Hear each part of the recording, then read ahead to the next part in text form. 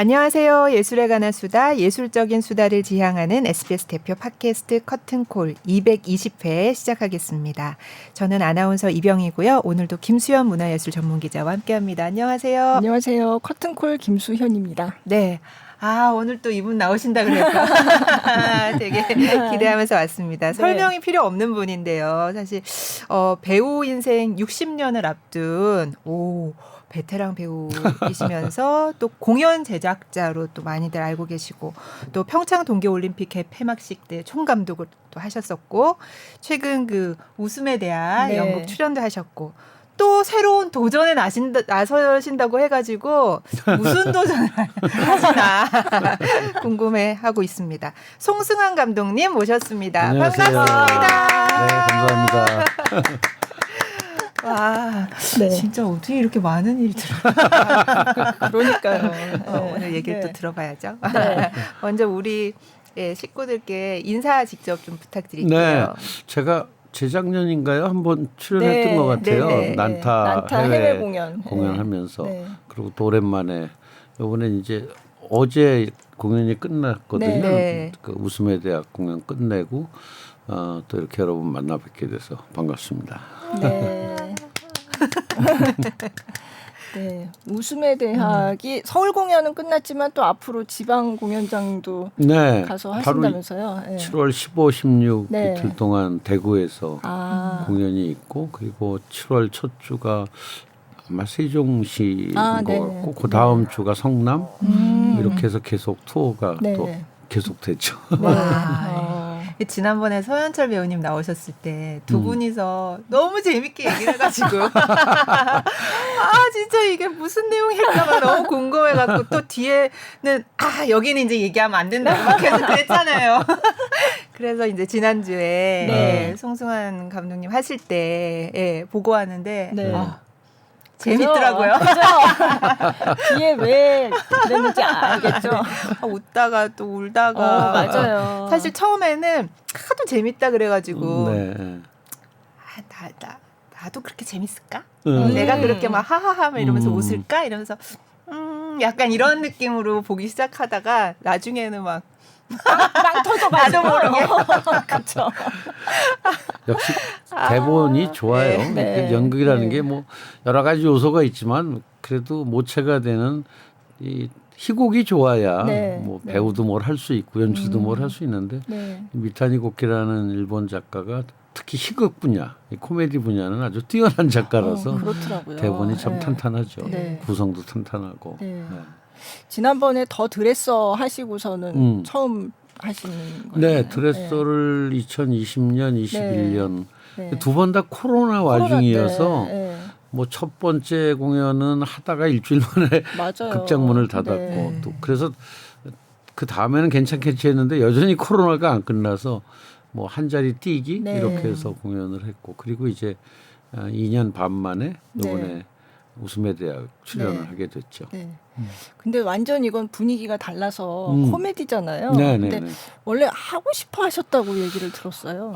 그 드레서 끝내놓고 이제 다음 작품은 뭐랄까 여러 대본들을 좀 봤어요. 그런데 웃음의 대학 대본을 보고 너무 재밌더라고요. 대본 읽는데도 너무 재밌고 그래서 이거 해야겠다 이렇게 생각을 하고 이제 제작사인 연극열전 연락을 했더니 마침 또 올해 공연을 할 생각이었다고.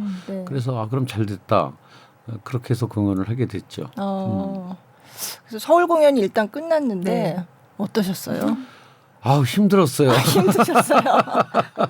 관객 여러분들은 재밌게 보셨다고 하는데 배우 입장에서는 다른 연극보다 굉장히 힘들어요. 우선 대사량이 워낙 많고 그리고 단 둘이 계속 2시간가량을 무대에 있으면서 주고받아야 하는데 말하자면 한 2시간 탁구 계속 쉬는 것 같은 그런 느낌? 탁구도 한 20-30분 지금 지치잖아요. 그런데 이건 한 2시간은 해야 되니까 그리고 대사가 조금이라도 틀리면 상대방이 당황하니까 정확한 대사를 주고받아야 되거든요. 그것도 굉장히 힘들었고 우리 작가 역할 맡은 배우는 젊은 배우인데도 이 연극은 뇌 에너지를 너무 많이 써서 공연 끝나면 힘들다고 대사를 놓치지 않으려고 계속 머리를 써야 하니까 저는 뭐 많이는 아니지만 중간에 또 무대 한번 뛰어다녀야 되잖아요. 맞아요. 그래서 사실은 굉장히 좀 힘들었어요. 다들 공연 기간이 너무 짧다고 하는데 네. 저는 나는 딱 좋은 것 같아요. 더 하려면 힘들어서 못할 것 같아요. 네. 그래도 이렇게 빵빵 중간에 객석에서 웃음이 터지고 이런 연극 오랜만에 하신 거잖아요. 네. 사실 그런 객석 에너지가 있어서 네. 버티고 하는 것 같아요. 네. 특히 코미디라는 거는 결국 관객하고 함께 완성되는 것 같거든요. 네. 웃음이 터져야 될 부분에 안 터지면 무대 위에 배우가 얼마나 맥이 빠지겠어요. 네. 그 에너지가 점점 소멸돼 가는 거죠. 그런데 이제 뜻하지 않은 곳에서도 관객이 웃음이 터지고 박수가 나오고 네. 그런 에너지를 받아서 2시간을 갈 수 있지 않았나. 그래서 네. 이번에 정말 관객 여러분들한테 정말 감사드려요. 너무 잘 저희에게 에너지를 주셔서 네. 감사하죠. 너무 재밌어서 웃은 것일 뿐이네. 그러게요. 아니 연기하시면서 여기 또 이렇게 웃는다고 예상치 못했던 뭐 그런 적도 있었나요? 그런 부분도 조금은 있었어요. 네, 가령 근데 관객 여러분들이 작품을 잘 보시는 것 같아요. 사실은 검열관이라는 인물이 제도권 안에서 네. 그 당시 또 일본이 국가주의 네, 전쟁 중이었으니까 그런 것에 빠져 있는 아주 고지식한 공무원이잖아요. 근데 이 사람이 점차 변해가잖아요. 점차 연극의 매력에 자기도 모르게 빠져들고. 그래서 저는 가장 키포인트 되는 대사가 검열관이 어느새 연극에 빠져들어서 극중극을 같이 하면서 나도 모르게 대사가 저절로 자연스럽게 나왔어 하는 부분이 있어요. 네, 그 부분이 말하자면 한 인간이 변화하는 포인트잖아요. 네. 거기서 웃음이 터지리라고 생각 안 했어요. 그러니까 관객 여러분들이 그만큼 연극을 잘 따라오시는 거예요. 네. 제가 저렇게 변했어? 그 포인트를 배우보다도 더 정확하게 관객이 체크하고 웃으신다. 그 연습할 때 그 부분에서 웃음 나오리라고 생각 안 했거든요. 왜냐하면 다른 부분에 더 코믹한 게 많으니까. 그래서 관객 여러분들이 아주 잘 연극을 분석하면서 보고 계시구나. 물론 말씀하신 대로 그냥 웃어서 웃었다고 하지만 그게 연극을 따라가지 않으면 웃은 건지 모르거든요. 그렇죠. 그만큼 관객 여러분들이 정말 재밌게 봐주셨죠. 그거 보면서 제가 서현철 배우 나왔을 때도 얘기했지만 이게 뭔가 연극에 대한 찬가 같다. 그런 느낌도 맞아요. 들었어요. 연극의 힘이라는 게. 그렇죠. 그래서 결국 이 작품의 주제가 뭐냐고 가끔 뭐 기자분들이 여쭤보시면 나는 검열관의 입장에서 한 인간이 연극이라는 매체를 통해서 인간성을 회복하는 그런 이야기가 아닐까. 이 사람이 원래 나쁜 사람이거나 원래 그렇게 웃음의 존재를 모르는 사람은 아닌데 그 제도와 이념에 갇혀서 자기 자신의 그런 가능성도 모르고 있었던 거죠. 그런데 연극을 통해서 자기의 어떤 본능이 깨우쳐지고 인간성이 회복되는 그런 얘기가 아닐까. 저는 그렇게 해석을 했어요. 맞아요. 그래서 약간 뭉클해지는 지점이 있는 게 그런 점 때문이었던 것 같아요.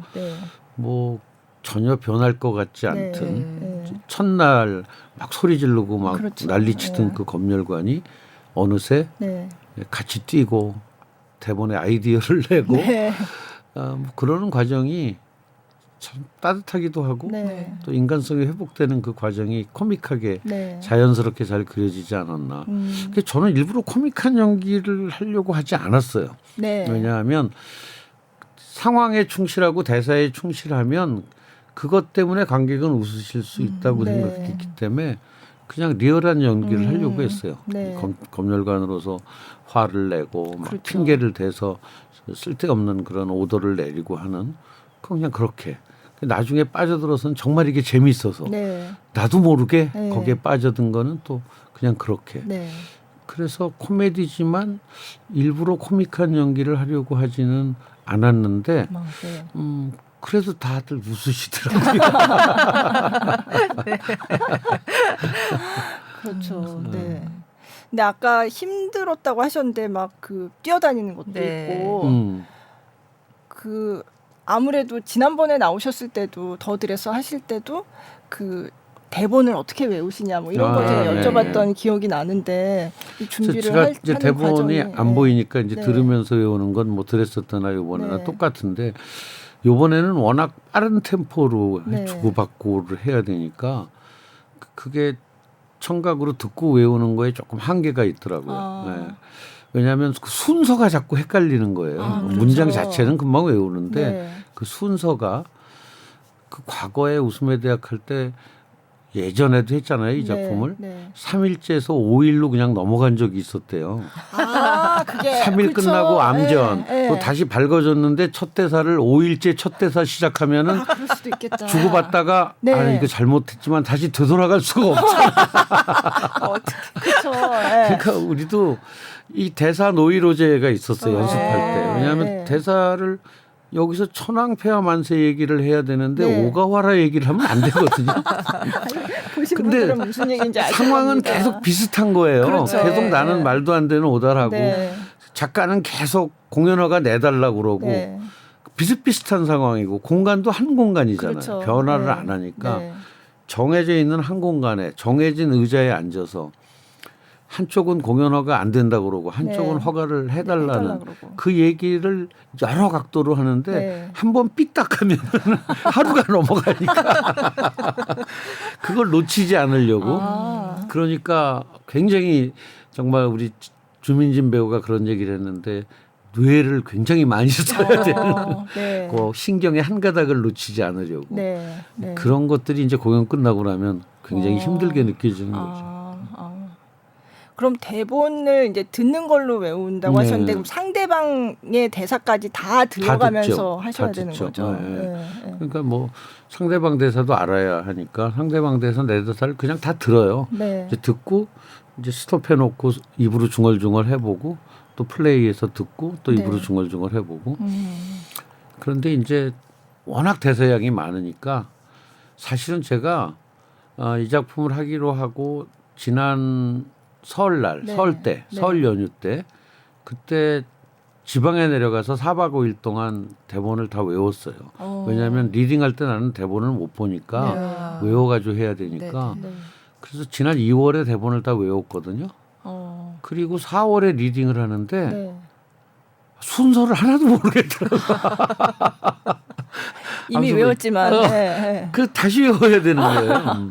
거기다 또 연습하면서 제가 대본 수정을 좀 많이 했거든요. 그래요. 네. 그러니까 또 전에 외워놨던 거하고 수정한 내용이 네. 또 다르니까 또 다시 네. 외워야 되고. 네. 그래서 요번에 대사 암기하는데 조금 다른 연극보다는 힘도 들고 시간도 좀 걸리고 했죠. 이렇게 암전되고 나와 있어야 되고 그런 그러니까요. 경우가 네. 많았잖아요. 네, 그래서 사실은 그 암전 때 퇴장이 제가 2번이었는데 네.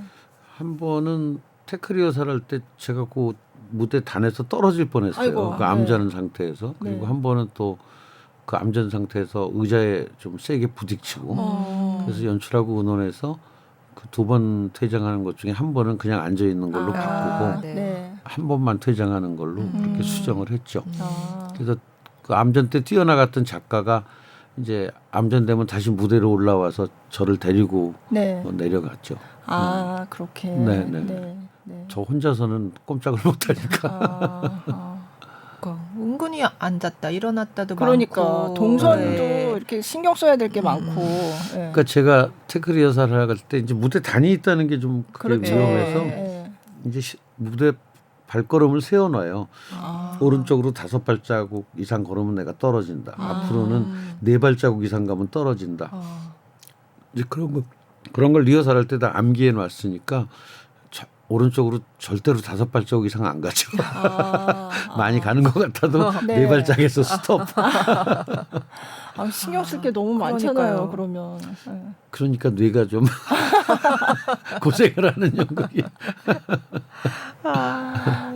우린 재밌었는데. 참.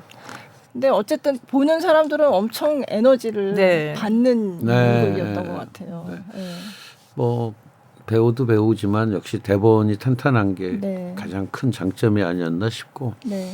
또 같이 하는 배우들이 다 열심히 했어요.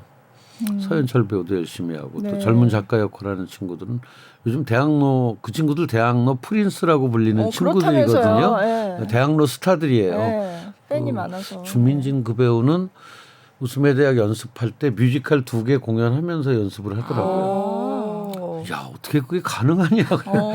근데 그 중에 뮤지컬 하나는 또 모노 뮤지컬이었어요. 정말요? 혼자 하는 뮤지컬.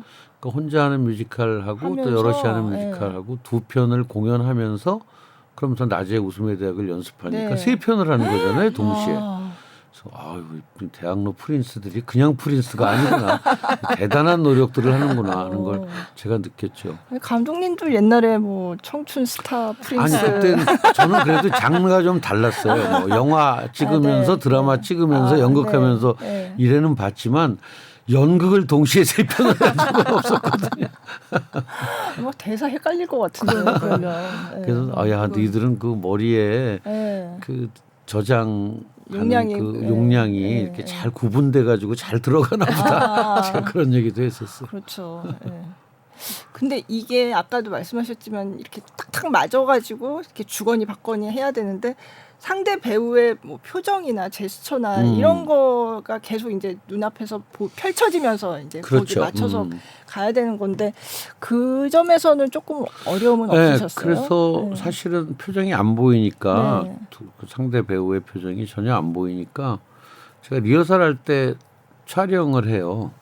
요즘 뭐 카메라로도 촬영할 수 있고 촬영을 한 다음에 나중에 연습 끝나고 제가 연기할 때 내가 이 대사 할 때 상대 배우가 어떤 표정을 짓고 있는지 그걸 이제 줌인해서 다 보고 내가 할 때 이런 표정을 짓는구나. 요 대사 할 때는 이 친구가 이런 표정으로 나를 보고 있구나 하고 그걸 이제 머릿속에 외워두는 거죠. 왜냐하면 공연 때 상대방 배우의 표정은 안 보이니까. 그래서 그렇게 리허설할 때 미리 카메라로 찍어놓고 그걸 보고 외우고 그렇게 하죠. 제가 좀 시간이 많이 걸려요. 이제 옛날에 작업할 때보다 해야 될 일이 많아가지고 외울 게 너무 많네요. 그러니까요. 동선 발걸음도 생각해야지. 그것도 생각해야지. 그래도 연극하는 게 좋으신 거잖아요. 그렇죠. 세상에서 제일 재밌는 일이니까.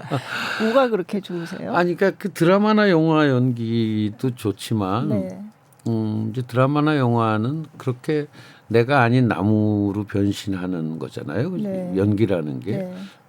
그런데 그렇게 다른 역할로 내가 몰입해서 느끼는 카타르시스가 있거든요. 근데 이제 연극이나 영화나 드라마는 카트 찍으니까 그 집중하는 게 불과 뭐 길어야 5분 짧으면 30초 한 카트 한 카트를 찍으니까.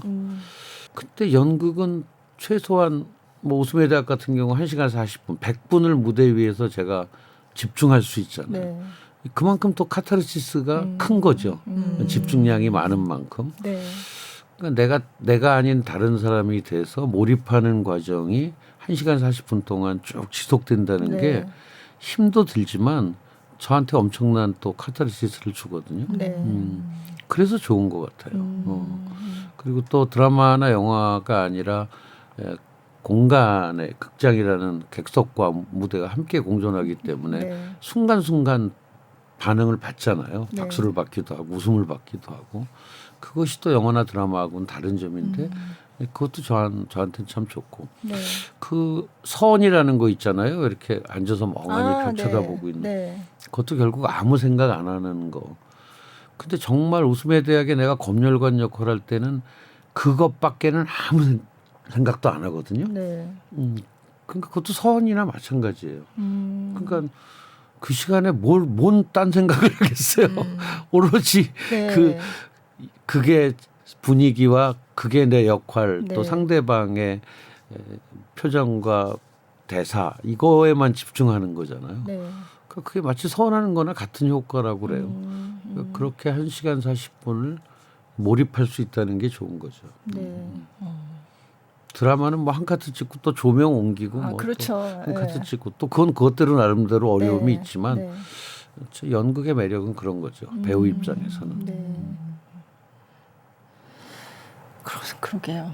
사실 조금 더 공연 기간이 길었으면 사실 그런 그러니까요. 생각했는데 네. 너무 힘드셔서 안 돼요.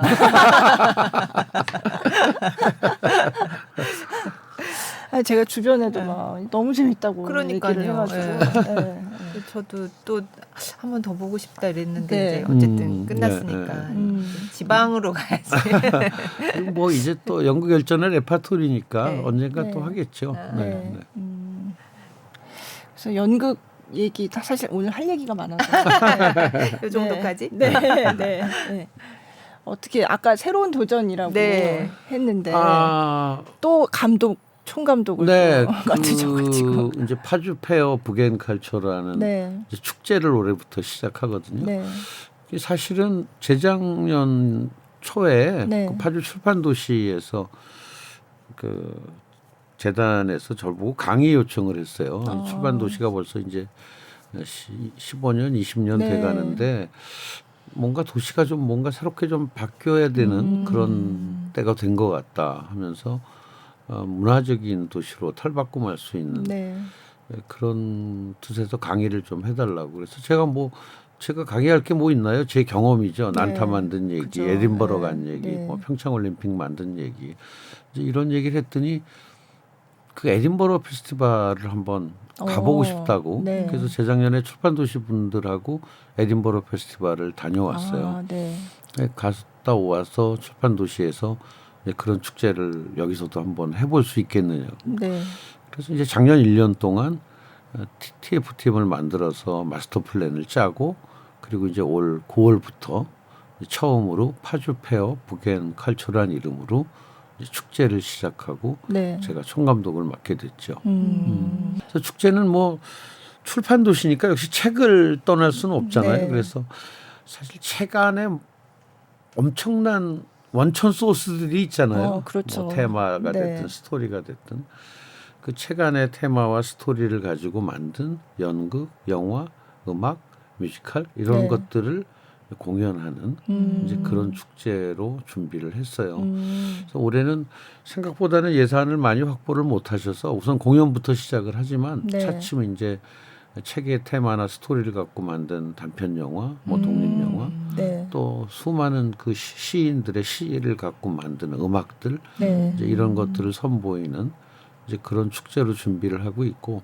여기서 끝나지 말고 제 꿈은 K 콘텐츠를 해외에 수출하는 마켓의 역할을 이 파주 페어가 했으면 좋겠다. 네. 그래서 당장 올해부터는 힘들겠지만 차츰차츰 해외 콘텐츠 바이어들을 파주로 불러서 네. 우리가 만든 작품들을 보여주고 또 해외로 우리 것들을 수출할 수 있는 네. 그런 플랫폼 역할을 하기를 바라면서 이 축제를 지금 준비하고 있죠. 그럼 뭐 한두 번 하고 끝날 일이 아니라 오랫동안 감독님을 그래서 처음에 출판도시에서 최소 5년 계약은 해달라고 하셔서 네. 뭐 저도 한 5년은 해봐야 네. 이 축제가 성공할지 어떨지 알 수 있을 것 같고 네. 뭐 우리가 에딘버러 페스티벌 얘기를 많이 하는데 그 축제가 지금 거의 이제 80년이 돼가잖아요. 그렇죠. 네. 그러니까 최소한 5년은 저도 이 축제 좀 열심히 네. 만들어 보려고 지금 네. 생각하고 있죠. 재밌을 것 같아요. 네. 네. 네. 그리고 이제 파주 출판도시 안 와보신 분들이 많으시겠지만 와보시면 거기 출판사 건물이 한 200여 개 있는데 그 빌딩들이 다 세계적인 건축가들의 네. 빌딩이에요. 약간 건축 박물관 네. 도시 같은 건축 그런 자체가 아름답고 네. 네. 그 건축물이 굉장히 여유로워요. 네. 말하자면 빈 공간들이 굉장히 많아요. 네. 다 임시 공연장으로 탈바꿈할 수 있는. 네. 그 에딘버러도 사실 공연장이 수천 개가 되는 건 아니잖아요. 그렇죠. 네. 축제 기간에 네. 교회도 공연장이 네. 되고 뭐 나이트클럽도 공연장이 되고 네. 체육관도 공연장이 되고 그렇게 임시 공연장을 만들어서 작년에 에딘버러에 온 작품이 3,300개라고 그러니까 네. 그 많은 공연을 소화하는 건데 네. 파주 출판도시가 그럴 수 있는 가능성이 있어요. 네. 임시 공연장을 많이 만들 수 있는. 그렇죠. 네. 공간에서 이미. 네. 그래서 올해는 뭐 주로 야외 공연장, 네. 야외 녹지를 활용해서 야외 공연으로 시작을 하는데 앞으로 차츰차츰 작품 수가 늘어나면은 그렇게 할 수 있는 아주 굉장히 중요한 공간적인 특성이 있죠. 네. 그리고 제일 중요시 여기는 건 이제 공식 초청 작품도 있지만 프린지, 네. 또 아마추어들이든 뭐 기성이든 다 새로운 작품들을 선보이는 네. 그 프린지 페스티벌을 이제 시작을 축제와 함께 하는데 네. 프로그램 안에 프린지가 있는 거죠. 에딘버러도 프린지가 더 유명하잖아요. 그렇죠. 네. 공식 참가작보다. 네. 올해는 한 8작품 정도를 선정을 해서 네. 그중에 2작품을 에딘버러에 내년에 보내는 이제 그런, 그리고 저희가 작품당 한 5천만 원 정도를 지원해서 해외 체류비라든가 뭐 또 마케팅 비용, 항공료 이런 거를 지원해주는 이제 그런 프로그램으로 시작을 했죠. 올해 첫 해인데 공모가 많이 안 들어오면 어떡하나 걱정했는데 그래도 50여 작품이 공모가 들어왔어요. 네. 그중에 8작품을 선별해서 축제 기간에 공연을 야외 하고. 무대에서 네. 공연을 하고 그중에 2작품을 선정해서 이제 에딘버러에 내년에 출품을 하는 이제 그런 스케줄을 갖고 있죠. 그러네요. 에딘버러 프린지 사실 난타가 처음에 그런 루트를 네, 밟아서 네, 성장한 그렇죠. 거잖아요. 네. 그래서 저보고 왜 난타만한 걸 또 못 만드냐 그러시는데 그거 참 쉽지 않더라고요. 근데 저는 잘 보이지도 않고 이제는 이제 후배들이 만들어줬으면 좋겠다라는 생각으로 저는 난타 만든 것으로 그게 바로 에딘버러 페스티벌을 통해서 세계적으로 알려졌으니까 그렇죠. 네. 이제는 이 파주 페어를 통해서 후배들이 그런 난타 이상 가는 작품을 만들어서 에딘버러에 가서 성공하기를 바라는 이제 그런 마음으로 프린지는 준비를 하고 있어요. 네. 그러니까 제2의 난타가 네. 나올까 이런 생각을 그거 하게 되네요. 네. 쉽지 않더라고요. 네. 저도 뭐 다른 넘버볼도 많이 시도를 했는데 네. 아무리 해도 난타만큼 재미가 없어요.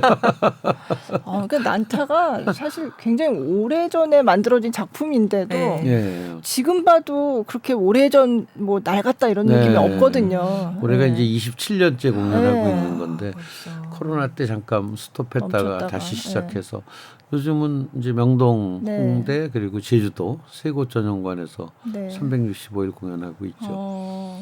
해외 공연도. 네, 해외 공연은 올 초에 아프리카 네. 트위니지하고 또 다른 곳 몇 곳 다녀왔고 올 8월에는 이제 싱가포르 그래서 공연을 하고 국내 전용관이 코로나 이전하고 확 달라졌어요. 관객이. 네. 사실 코로나 이전에는 중국 단체 관광객이 관광객. 또 단체 네. 관광객이 그죠. 대부분이었는데 네. 요즘 이제 난타 전용극장의 50%는 미주 유럽 관광객이에요. 그래서 서양 사람들이 개별적으로 예약해서 네, FIT라고 해서 개인 여행객들이 굉장히 많아졌어요. 네. 그리고 동남아가 한 30% 정도, 30% 그리고 일본이 한 10%, 네. 중국이 한 5%. 그러니까 시장이 달라졌어요. 요즘 명동 가보시면 네. 옛날엔 중국어만 들렸는데 요즘은 네. 이제 영어, 불어, 독어만 들려요. 그렇게 많이 달라진 거죠. 그래서 난타도 요즘은 객석의 반 이상을 미국, 유럽 그런 관광객들이 객석을 차지하고 있죠. 그러니까 우리 관광 산업의 발전과 궤를 같이 하는 그러니까 관광객이 굉장히 다변화되고 개인 여행객이 늘어나고 그런 거랑 이제 같이 가는. 네, 근데 사실은 그렇게 외국 관광객들이 와서 낮에는 뭐 우리나라 정말 볼 게 많고 또 케이팝의 나라로 알려져 있는데 실제로 와서 케이팝 공연을 보기가 쉽지가 않잖아요. 그렇죠. 결국 어떤 공연을 보려는 분들이 지금 대부분 다 난타를 보시고 그 외에 또 몇몇 넘버볼 공연들을 보시는데 결국은 이런 공연이 더 많이 만들어져야 되고 또 이제는 해외 공연장들이 예전에는 한국 공연을 해외 극장에서 하려면 참 힘들었어요. 문을 여러 번 두들겨야 됐고. 근데 요즘은 한국 공연이라고 그러면 우선순위가 이게 위로 올라가는 거죠. 그렇게 이제 세계적으로 한국 문화의 위상 또 한국 공연의 위상도 달라졌기 때문에 이런 그 파주 페어 같은 페스티벌을 통해서 새로운 작품도 개발하고 또 이 축제가 몇 년 가면 아마 해외에서 바이어들이 많이 올 거라고 생각을 해요. 한국이 굉장히 오고 싶어 하거든요. 그렇죠. 와서 한 곳에서 여러 공연을 볼 수 있는 그런 기회니까. 그렇게 해서 우리 공연이 또 해외로 나가는데도 파주페어가 좀 도움이 됐으면 좋겠다. 네. 그런 생각이죠. 그럼 지금 돌아보시면 난타가 왜 그렇게 성공했다고 생각하세요? 첫째는 그 우선 언어가 없는 공연을 만든 게 유효했죠. 네. 그래서 전 세계 어디에 가서나 공연할 수 있다는 네. 게 굉장히 일단은 문을 아무 곳에 가서도 두들길 수 있었던 거죠. 네. 전에 한국어로 하는 공연은 사실은 거의 불가능했거든요. 네. 그런데 그게 중요했고 두 번째는 남녀노소가 다 즐길 수 있는 공연이었다는 네. 거. 어린아이들도 깔깔대고 웃고 할아버지 할머니도 좋아하는 그렇게 세대를 초월해서 모두가 공감하는 네. 그런 공연이었고 역시 장르는 코미디였거든요. 네. 코미디가 참 좋은 것 같아요. 전 세계인들에게 네. 똑같이 공감할 네. 수 있으니까. 그리고 또 하나는 가령 명성황후 같은 작품이 해외 한번 가려면 인원이 100명에 그렇죠. 세트 의상 네. 소품 컨테이너가 뭐 수십 대. 네. 그 난타는 굉장히 컴팩트했죠. 네. 컨테이너 하나면 세트 의상 다 실어 보낼 수 있고. 난타 이전에 더 컴팩트해서 세계적인 공연이 된 게 사물놀이였어요. 네. 돗자리하고 그렇죠. 병풍만 가져가면 되고 순학기 하나씩 진장구 깽북. 어쨌든 그렇게 컴팩트하다는 것도 난타가 성공하는데 해외에 진출하는데 유리했고요. 네. 그리고 무엇보다도 그 에딘버러 페스티벌이 큰 역할을 했어요. 거기에서 난타가 굉장히 세계적으로 알려지는 네. 그런 아주 큰 계기를 마련해 준 거죠. 그래서 뭐 그런 요인이 난타를 27년이나 계속 공연할 수 있게 해줬고 지 내부에서도 뭐 사실은 계속 노력을 해왔죠. 작품을 큰 스토리는 바뀌지 않았지만 뭐 리듬도 계속 바꾸고 또 조명이라든가 음향이라든가 이런 무대 기술이 발전하는 거에 따라서 거기에 따라서 조금씩 수정하고 이런 작업을 꾸준히 해온 것도 우리가 롱런할 수 있었던 그런 비결 중에 하나가 아니었나 싶어요. 네. 요즘도 그 장면 있나요? 그 객석에 관객 불러 올려가지고. 그러면 숲 테이스트하고 한국의 3호 간대 신랑 신부 만들어서 맞절시키고 하는 장면. 그거는 뭐 지금도 아주 인기 있는 장면 중에 하나죠. 아니 그리고 뭐 도와달라고 해서 막 그 관객이 가서 뭐 이렇게 돕고 있으면 정작 그 요리사들은 다 퇴장하고 놀고 있고 만두 빚을 때. 그냥 객석 혼자 관객은 혼자 무대에서 열심히 하고 있고 저는 그 장면이 너무 재밌었거든요. 그 장면도 지금도 여전히 계속되고 있습니다. 그러니까 그 봐서 아는데도 또 볼 때마다 또 웃긴 거예요. 그러니까 그것도 참 코미디라는 게 코미디의 힘이 참 큰 것 같아요. 그러니까 부담 없이 즐길 수 있으면서. 그다음에 이제 아무래도 난타는 또 비트가 있잖아요. 리듬.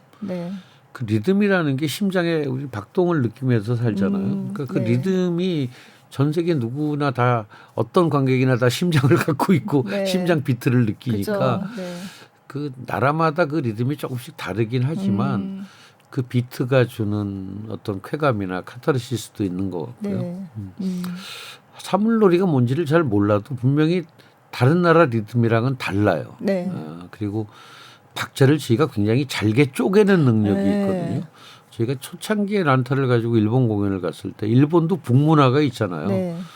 일본 북문화에 한번 뻥 치고 또 한참 있다 한번 뻥 치고 그 지휘가 장구 그 리듬 자진머리라고 하죠. 휘몰이 아주 빠르게 그 일본의 이제 음악하는 사람들이 어떻게 리듬을 저렇게 쪼갤 수 있느냐. 그 굉장히 놀라워하더라고요. 그랬던 기억이 있어요. 난타는 스테디셀러로 지금도 여전히 잘 나가고 있고 이제 제2의 난타를 파주에서 다시 좀 키워보겠다. 파주 페어에서 그런 난타 제2의 난타가 좀 나왔으면 좋겠어요.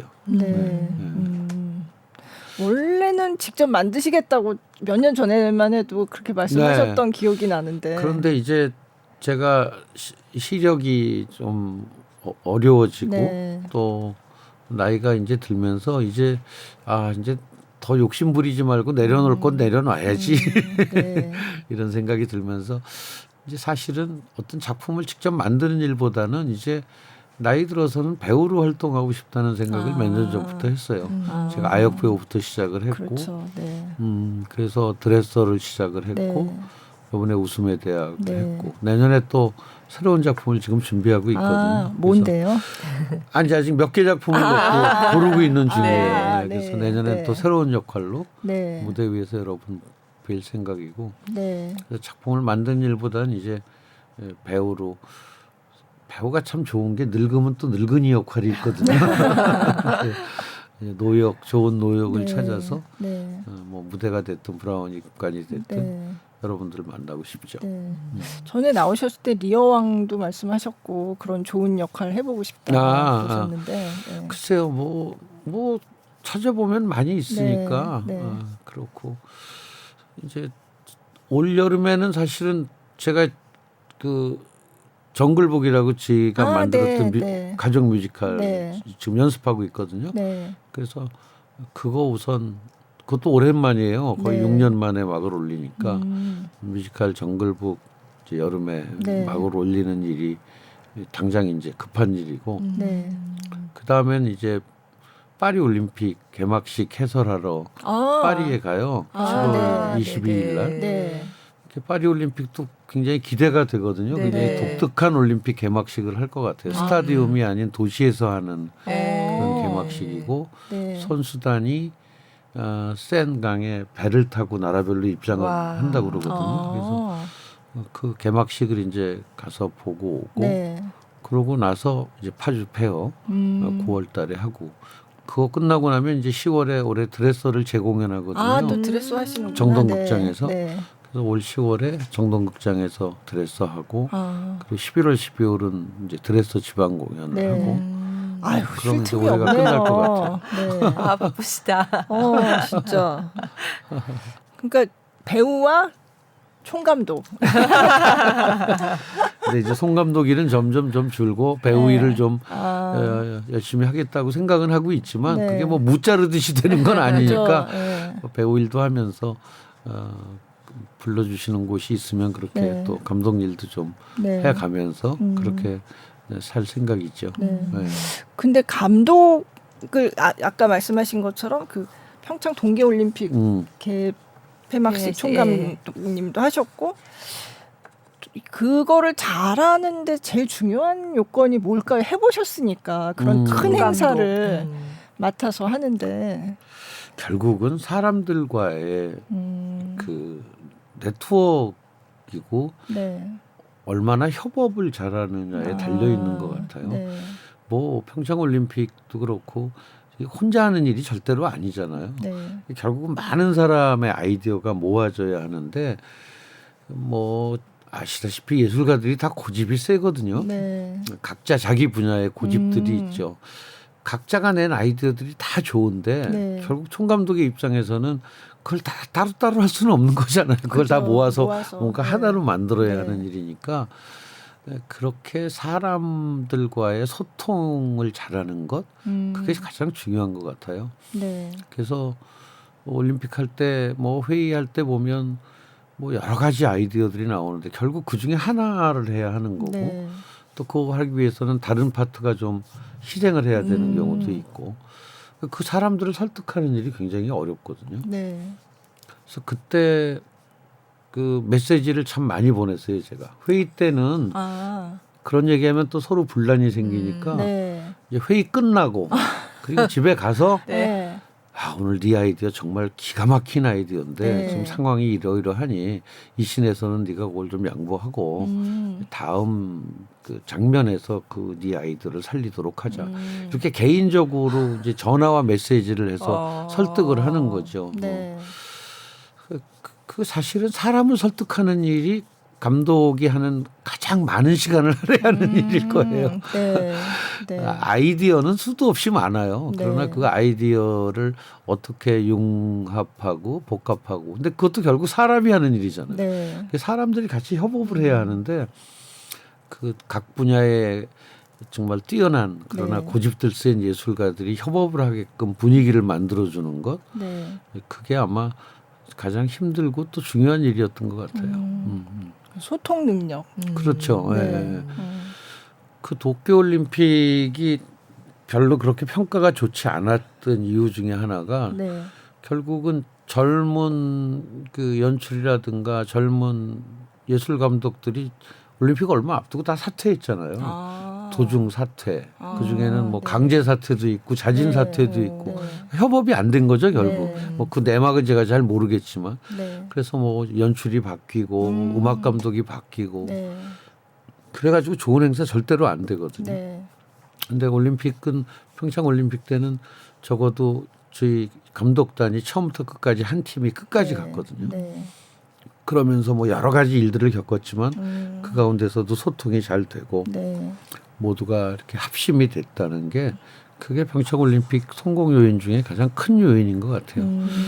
그리고 또 올림픽 경우에는 그 올림픽이란 존재감이 굉장히 컸던 것 같아요. 아, 그렇죠. 제가 설득하는 말 중에 네. 올림픽이잖아. 야, 올림픽인데 이거 이렇게 하면 되겠니? 네. 이게 많이 먹혔던 것 같아요. 아, 네. 개인적인 작업이거나 무슨 작은 규모의 공연이 아니고 네. 이게 올림픽 아니냐 하면은 고개를 끄덕하고 그냥 자기 욕심을 좀 버리고 네. 수긍하기도 하고 네. 그런 올림픽의 존재감도 굉장히 컸던 것 같고요. 아니 그리고 취사 선택을 하는 능력도 굉장히 중요할 것 같아요. 그렇게 여러 가지 아이디어가 나오면 다 좋지만 이 중에 어떤 거를 택해서 끌고 갈 것인가. 그 총감독은 사실은 연출 플러스 프로듀서 그러니까요. 같은 역할이거든요. 네. 말하자면 아이디어가 굉장히 좋을 때 제가 제일 먼저 고려해야 하는 건 우선 예산이에요. 이 아이디어가 우리가 갖고 있는 예산 안에서 가능한가. 두 번째는 평창은 날씨였어요. 아, 네. 이것이 과연 영하 20도에 초속 10m가 부는 야외에서 이 가능한가. 효과가 제대로 날 수 있는가. 네. 그러니까 결국은 아무리 좋은 아이디어가 있어도 예산 안에 들어와야 네. 하고 그다음에 날씨의 변수에 구애받지 않아야 되고 그러니까 이런 것들이 이제 우선순위를 갖고 하나씩 이거 너무 좋아. 네. 돈 없어. 카트. 너무 좋아. 네. 이거 초속 10m에서 도저히 불가능해. 아, 네. 카트. 뭐 그러다 보면 이제 어떤 곳으로 귀결이 돼 가는 거죠. 고차 방정식 같은데. 간단한 뭐 말씀은 되게 이렇게 명쾌하게 이렇게 하시지만 네. 그거를 그렇게 풀어내시는 게 쉬운 네. 일이 아닐 것 같다는 생각이 들고. 그 올림픽이라는 큰 행사를 치렀다는 게 제가 다른 일을 하는데 크게 도움이 되는 것 같아요. 네. 네. 그렇게 큰 행사를 한번 치르고 나니까 아 이제 일을 하는 데에서 사람들과 어떻게 소통해야 되는지 네. 그런 노하우도 많이 익혔고 지금 말씀하신 대로 취사 선택을 할 때 그 제 느낌이나 제 고집으로 해서는 안 되고 네. 모두가 인정할 수 있는 방법으로 해야 하거든요. 네. 그런 것에 대한 노하우도 좀 생긴 것 같고 그래서 평창 올림픽도 힘들었지만 그러나 또 많은 걸 배울 수 있었던 그런 올림픽이었다고 생각이 들어요. 네. 그때 평창 올림픽 끝나고 얼마 안 돼서 인터뷰하신 거 보니까 다시 태어나면 나무가 되고 싶다.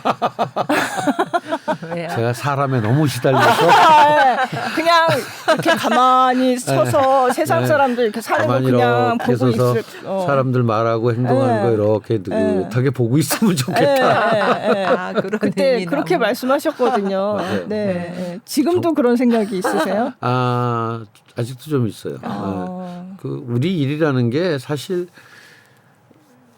그 가끔 제가 어릴 때 이런 생각한 적이 있어요. 신화 소설을 쓰거나 그림을 그리는 예술가가 부럽다. 아, 네. 어차피 하나님이 나한테 예술적인 재능을 주셨다면 혼자 하는 혼자 해도 되는 작업 네. 그런 재능을 주셨으면 좋았는데 아 이놈의 연극이고 뮤지컬이고는 혼자가 안 되잖아요. 그렇죠. 동료 네. 배우도 있고 많은 스태프들하고 네. 협업을 해야 되는데 이 협업하다 보면 그 일에 열중하는 시간보다 사람 사이의 갈등을 해결하는데 더 많은 시간을 쓸 때가 있어요. 네. 네. 아 이거 왜 이것 때문에 내가 이렇게 시간을 쓰고 있어야 하나. 올림픽 때는 오죽했겠어요. 그래서 오죽하면 제가 올림픽 끝나고 다시 태어나면 나무로 태어나고 싶다. 그러니까요. 네. 아, 참.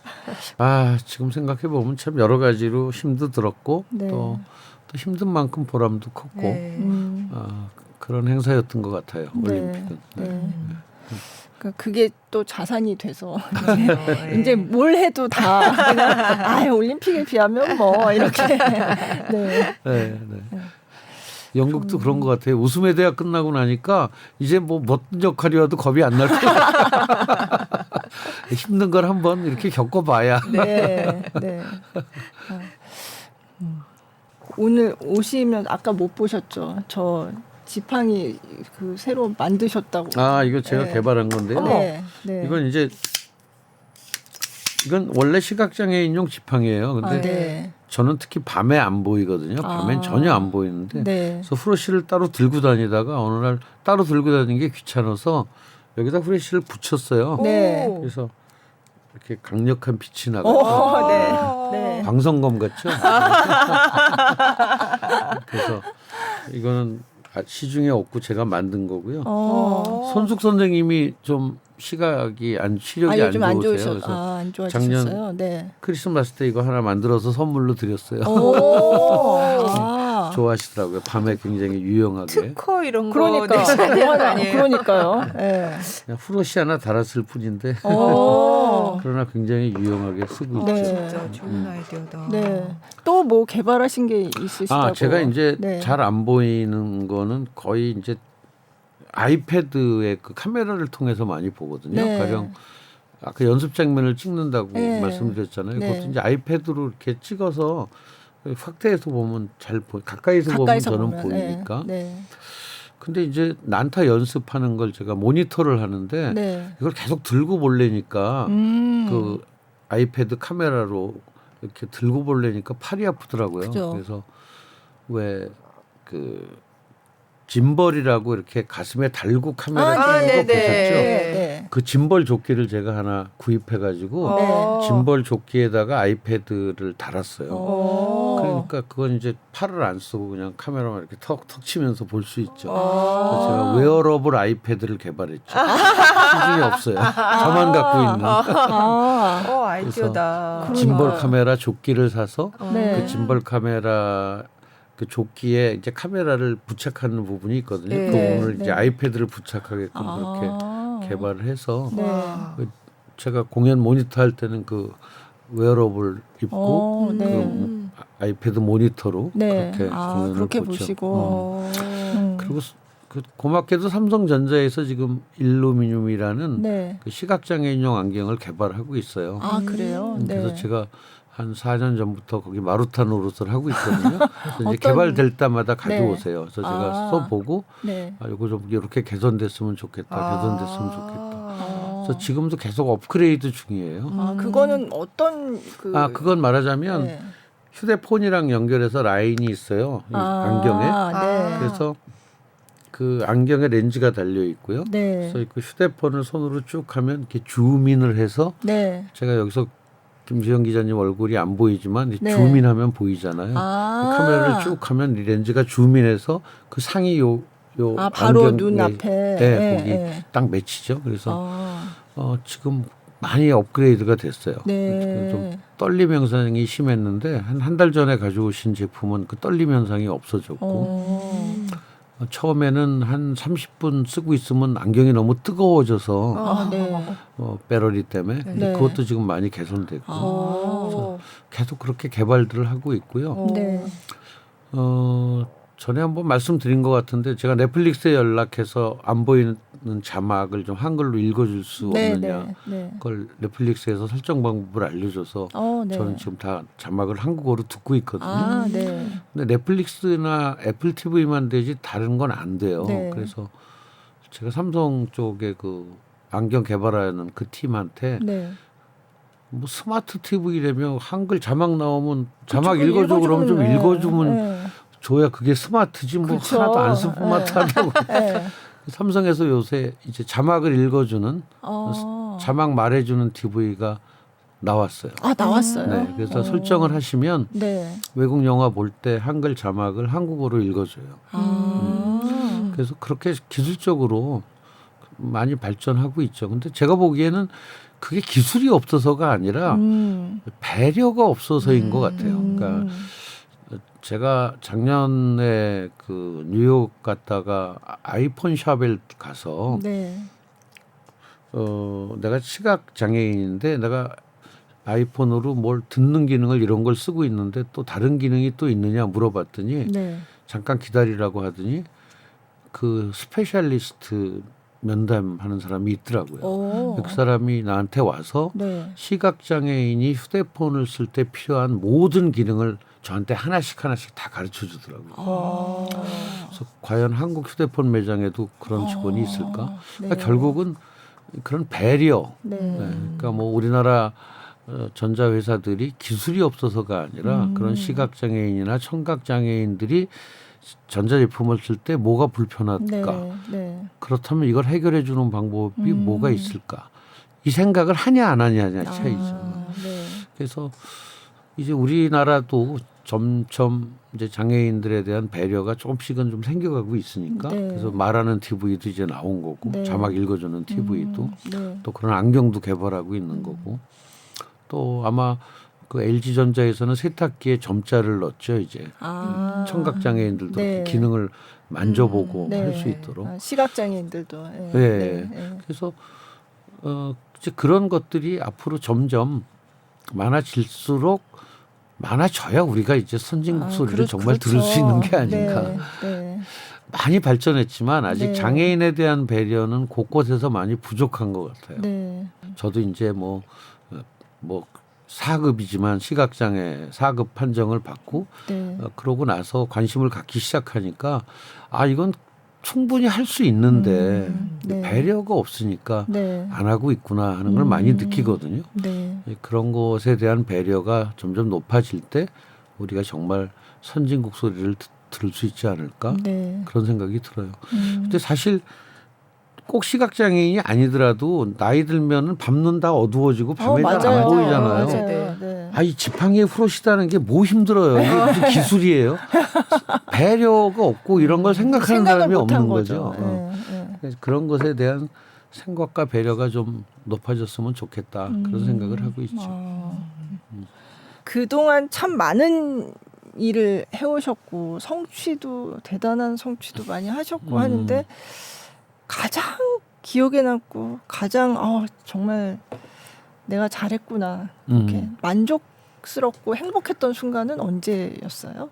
글쎄요. 일로 치면 역시 난타였던 것 같아요. 난타를 그 어떻게든 해외 시장에 우리 한국 공연을 가져가 보겠다고 난타를 준비하고 만들고 한 기간이 96년부터 제가 작업을 시작해서 99년도에 에딘버러 페스티벌을 가서 외국인들을 대상으로 첫 공연을 한 거거든요. 99년도에 에딘버러 페스티벌 가서 어셈블리홀에서 첫 공연을 하던 날 그날 객석이 꽉 차서 저는 그 극장 벽 뒤에 기대서 공연을 봤는데 저는 뭐 우리 배우들이야 뭐 늘 하던 거니까 걱정 안 하고 이제 관객의 반응이 제일 궁금했죠. 그런데 정말 관객들이 국내에서 공연할 때보다 더 많은 부분에서 웃음이 터져 나오고 박수가 나오고 그리고 마지막에 정말 전 객석의 관객이 일어나서 기립박수를 치는데 저도 모르게 그냥 눈물이 퐁퐁 쏟아지더라고요. 그러니까 제가 가장 그 난타를 통해서 감격스러웠던 순간은 그 에딘버러에서의 첫날 첫 회 공연 그 공연이 제일 감격스러웠어요. 왜냐하면 해외에 가져가겠다고 만든 공연을 정말 해외에 가져가서 외국인들을 대상으로 한 첫 공연이었는데 그렇게 기립박수가 나오니까 가슴이 굉장히 벅찼던 거죠. 그 순간이 제일 저로서는 제 작업에서 벅찼을 때가 아닌가 싶어요. 제가 얘기로만 들어도 저도 같이 벅차요. 그러니까요. 99년. 네. 근데 어떻게 연기를 어려서부터 연기를 하시다가 그렇게 제작을 왜 하고 싶으셨을까요? 제가 연기를 아주 어릴 때부터 했잖아요. 아역 배우부터. 그래서 아역 때부터 하다 보니까 한 20 넘어서 대학 들어가고 그때서부터 말하자면 이제 철이 좀 들기 시작하면서 배우라는 직업의 한계 같은 게 좀 느껴졌어요. 왜냐하면 이건 내가 하고 싶어 하는 게 아니라 캐스팅이 돼야 되잖아요. 뭐 작가나 연출자나 제작자가 나를 캐스팅해야 이제 그 역할을 할 수 있는데 그게 좀 답답하게 느껴지더라고요. 네. 그래서 뭐 로미오와 줄리엣의 로미오로 캐스팅될 때 기다릴 게 아니라 로미오와 줄리엣을 내가 직접 제작해 보고 싶다 네. 이런 생각. 또 그때 우리나라에 뮤지컬이 거의 없던 없었죠. 시절인데 네. 친구가 미팔군 카츄샤로 용산 그 네. 캠프에 네. 군대를 길리 가서 그 친구 면회하러 갔다가 그 안에서 극장이 있더라고요. 오, 그 네. 캠프에서 뮤지컬 영화를 몇 편을 봤어요. 아. 그걸 보고 야 뮤지컬 너무 재밌다. 네. 그래서 78년도에 신촌에 있는 76소극장에서 네. 제가 21살 때 처음으로 그 머레이 시스갈의 루브라는 연극을 네. 제가 뮤지컬로 각색을 하고 아. 또 선배님들한테 부탁해서 이제 작곡을 하고 네. 그렇게 해서 첫 뮤지컬을 연출하고 제작한 게 21살 때였거든요. 와. 근데 그때 반응도 굉장히 좋았고 네. 저도 이게 배우할 때는 느낄 수 없는 엄청난 보람과 네. 재미를 느낀 네. 거죠. 네. 그래서 그때서부터 음. 이제 연극 제작을 하기 시작한 거죠. 네. 그래서 21살 때부터 이제 연극 물론 조그마한 소극장이지만 네. 거기서 연극도 제작하고 뭐 연출도 하고 그런데 하다 보니까 정말 재밌고 좋은데 돈이 안 되는 일, 또 빚을 많이 지는 일. 그렇죠. 그래서 연극 이건 안 제작이. 되겠다. 네. 그래서 어떻게든 넓은 시장으로 나가야만 수익을 낼 수 있지 않을까. 네. 이제 그런 생각 때문에 해외로 가져갈 공연을 생각하게 된 아. 거고 그렇게 해서 난타를 만들게 된 거였죠. 네. 네. 참 연극이 난타는- 참 좋아요. 근데 네. 돈이 안 되거든요. 네. 가장 비경제적인 활동이에요. 근데 정말 연극의 매력은 정말 다른 어떤 장르에서도 느낄 수 없는 그런 그렇죠. 네. 네, 네. 네. 그래서 다들 그 매력에 빠져 있긴 한데, 네. 근데 뭐 제한된 시간, 제한된 공간 안에서만 이 퍼포먼스가 가능한 게 네. 연극이니까 네. 그 제한된 시간과 공간 안에서는 그 티켓을 팔아가지고는 도저히 수익을 낼 수 없는 그런 구조니까 그게 좀 안타까운 거죠. 네. 그래서 결국은 저도 많은 연극을 제작하다가 결론은 이게 서울 공연 끝나고 부산, 대구, 대전, 광주 돌아서는 수익을 못 낸다. 네. 서울 공연 끝내고 뭐, 도쿄, 베이징, 예, 뉴욕, 네. 파리, 런던을 가야 수익을 낼 수 있다. 그런데 거기 가려면 한국말로 하는 공연은 안 될 것 같다. 언어가 없는 공연을 만들어서 가자. 네. 네. 그렇게 해서 만든 게 그래서 난타였던 난타까지. 거죠. 네. 근데 난타는 진짜 공연계 그 일하시는 분들이 너무 부러워해요. 진짜. 어떻게 저런 작품이 네. 그렇게 오랜 세월을 저렇게 그러게요. 계속 잘 나가는 네. 작품이 있을 수 있냐 정말. 네.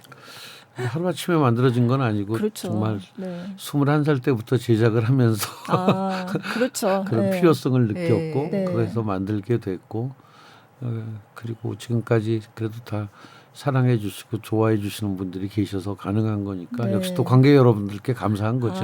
네. 결론은 네. 결론은 관객들한테 그럼요. 감사하다. 네. 마지막으로 네. 한 말씀만 해주시고 마무리할게요. 예. 어려서부터 이 일을 해오면서 요즘 들어서 특히 이제 감사하다는 마음이 많이 생겨요. 주변에서 같이 일해주는 동료들한테도 참 감사하다 그런 생각이 들고 뭐 정말 관객 여러분들한테도 감사하다는 생각이 점점 더 들고 감사하는 마음이 점점 커지는 것 같다 그런 생각이 들고요. 그 이제 배우로서 아까도 말씀드렸지만 정말 이 직업이 좋은 이유 중에 하나가 늙으면 또 늙어서만 할 수 있는 역할이 있다는 게 너무 좋은 직업인데 네. 예, 그런 좋은 노역으로 여러분 또 웃음의 대학처럼 네. 또 다른 공간에서 또 여러분 만나 뵙게 되길 바라고요. 특히 이번에 웃음의 대학 정말 너무 많은 분들이 좋아해 주시고 또 극장을 찾아주셔서 역시 감사하다는 말로 마무리를 짓도록 하겠습니다. 네. 네. 저희도 감사드립니다. 나와주셔서. 감사합니다. 네. 감사합니다. 네. 네. 안내 말씀 한 가지 하고 마무리하겠습니다. 골라 듣는 뉴스룸 커튼콜은요. SBS 뉴스 홈과 네이버 오디오 클립, 팟빵, 애플 팟캐스트, 구글 팟캐스트 등 오디오 플랫폼에서 또 유튜브 영상으로 또 만나실 수 있습니다. 유튜브 플레이리스트 김수현 문화전문 기자의 커튼콜에서 지난 것도 다 모아서 보실 수 있고요. 검색창에 김수현 기자 커튼콜 치면 나옵니다. 여러분의 많은 관심 부탁드립니다. 네, 오늘 송승환 감독님과 함께했습니다. 나와주셔서 감사합니다. 감사합니다. 네, 감사합니다.